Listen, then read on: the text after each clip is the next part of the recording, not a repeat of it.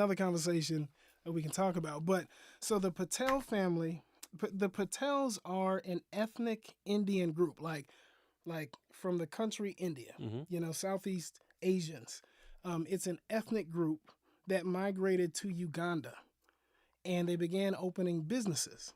And under the reign of Idi Amin, who was, a dictator type of leader, he felt that foreigners were getting too much of the business, too much of natural resources, too much of the land. So he kicked the foreigners out of Uganda and reclaimed these, the natural resources and businesses for the country itself.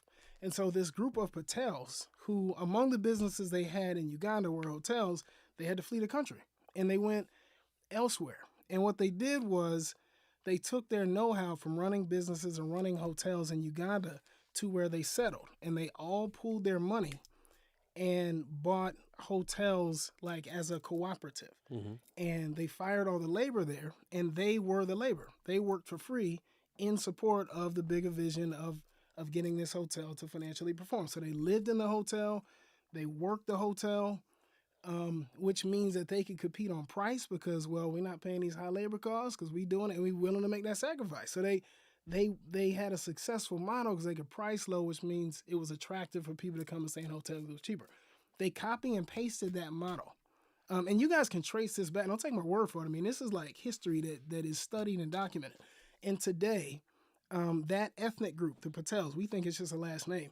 It's an ethnic group that now has like 80% of the hotel real estate to this day in this country under their ownership because they built up that capacity, they built up the kind of capital, they built up the understanding, they built up the competitive edge to be really good at that.